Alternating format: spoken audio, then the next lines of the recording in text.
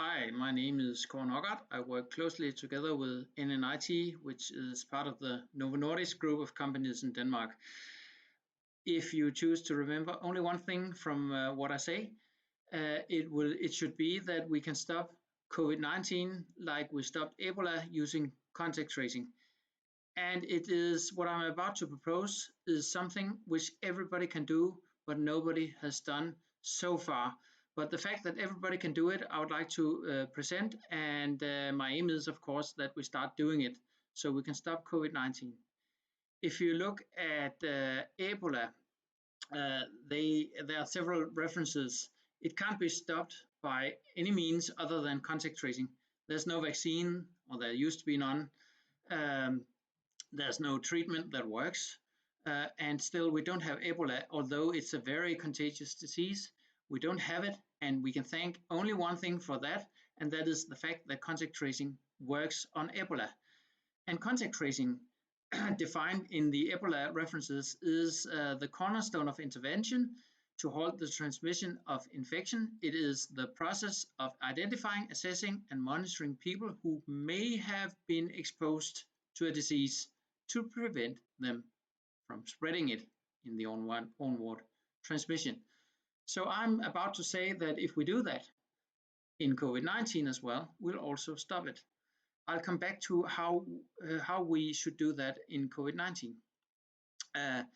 But for now, let's just think that what benefit could we have if we all stopped COVID-19? We would avoid the lockdowns, and it would obviously have great effects.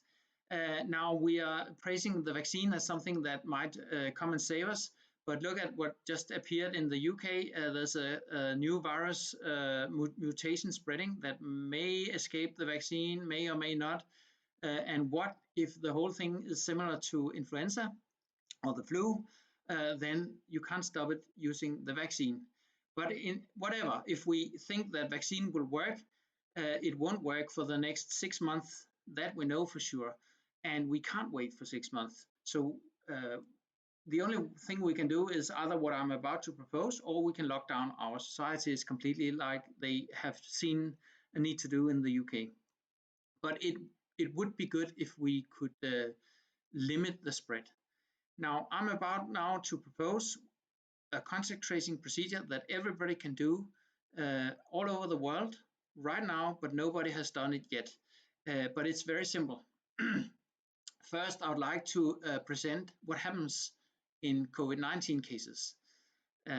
This is a disease that is mostly similar to Ebola and all the other terrible diseases, but slightly different in one way. And this one way I would like to present now. I have to present it first, and then afterwards I can present what solution we would have to stop it.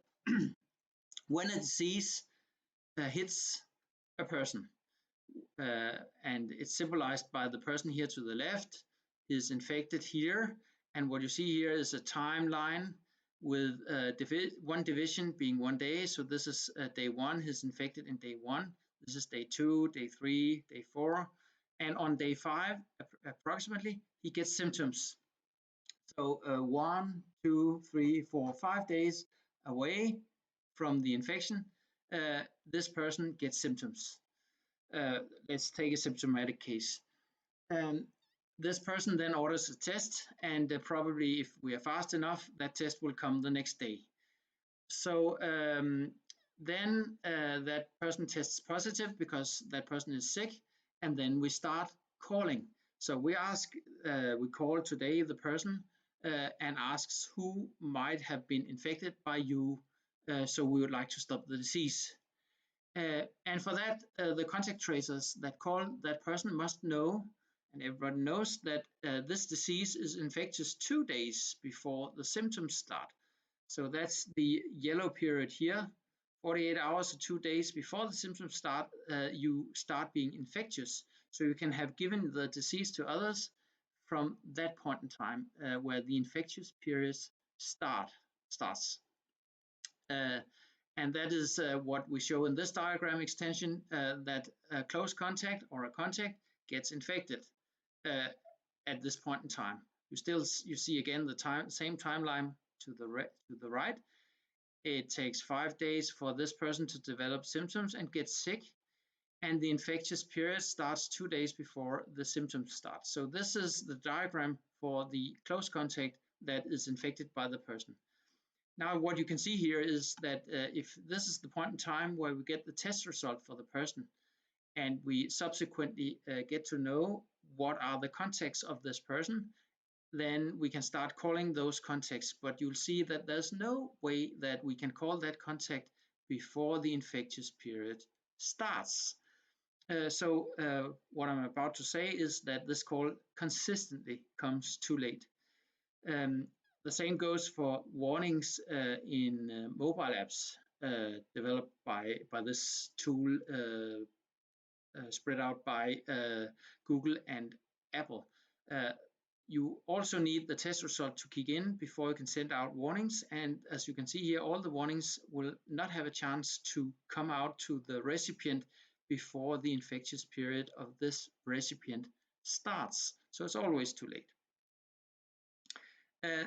In that, this person, when getting the notification from the app or a call from the contact tracer, has already, before that happened, started spreading the disease and infecting the second level, the contact. So again, we have a timing diagram here, and we see here, can the infection have happened? It can also happen later, but it's most likely to happen here because as this disease is, then the most infectious part of the infectious period is in fact the beginning of the infectious period where you don't know that you are sick, and the other party doesn't know it either, and that's dreadful and awful. So it's very likely that the disease has been passed on to contacts. Again, we can say that it takes 5 days to develop symptoms, and 2 days before that, the infectious period starts. But you will notice here that the infectious period starts later now, for once, than the call. So if the call includes a question of who might you have infected if you are yourself infectious, and we then send a text, being an email or a text message to his mobile phone, to that contact's contact, then we warn that person before the infectious period starts. So the call or the notification from the app is consistently too late, but the text here is consistently in time, in that the infectious period starts later. So that person gets the warning before he or she can start infecting loved ones, older family members, and others. So for once, the level 2 contact gets a warning, which is a time to act on it and inhibit the spreading of the disease. Back to Ebola.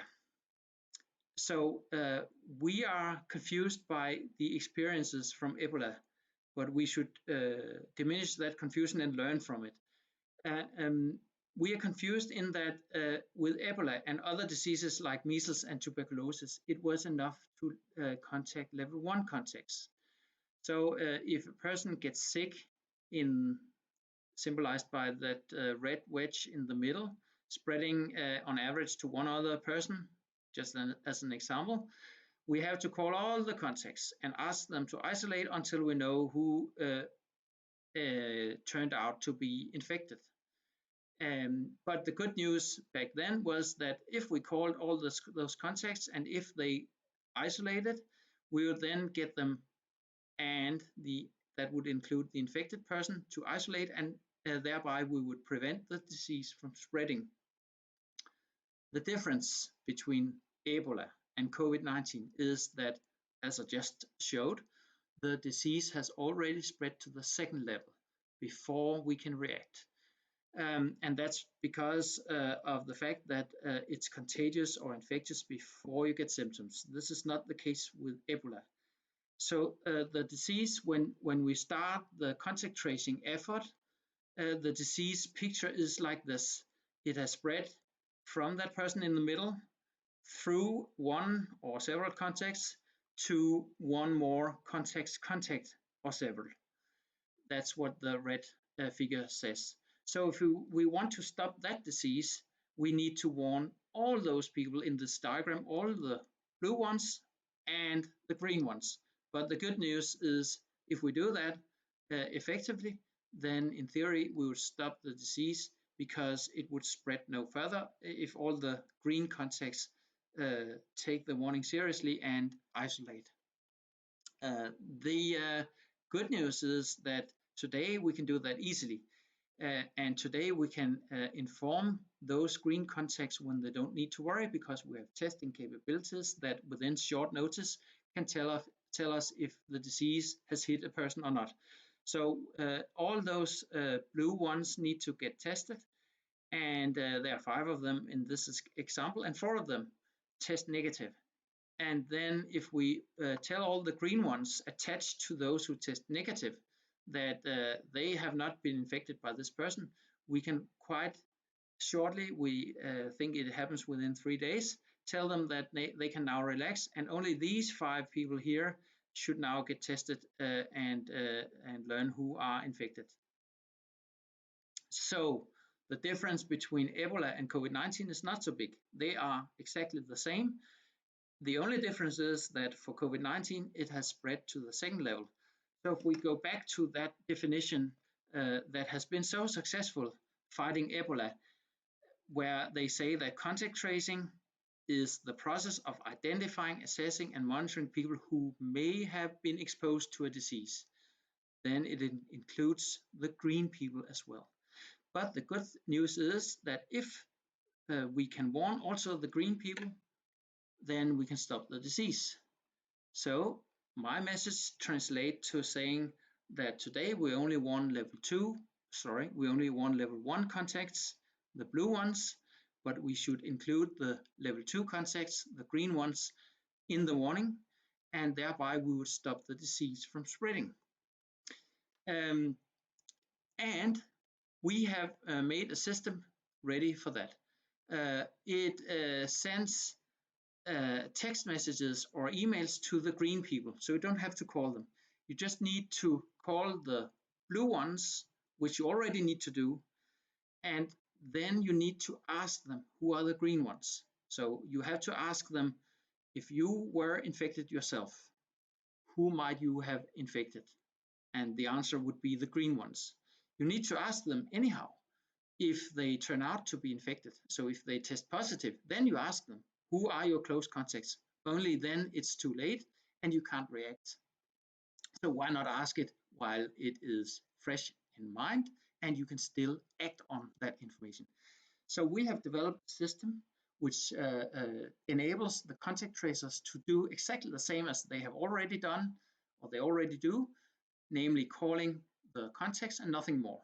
Only adding one question and typing the answer into our system, then our system will handle the communication with all the green ones. And that includes a warning message to all in this diagram, 25 of them, and those 20 of them who could not have been infected will get a call off of the warning also automatically from our system. And the contact tracer doesn't have to do anything for this to happen. So we are claiming that we can stop the COVID-19 disease like we have stopped Ebola. And what we are proposing is that we try it out.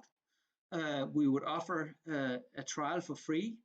And if a contact tracer or 3 or 5 tries it out for 2 weeks, then they will gather information into our system saying how effective is it. Is it true what I've just said? And how fast can we then, or how many can we warn, and then how fast can we stop the disease? So this was my presentation. Hope you enjoyed it, and have a great day. Thank you.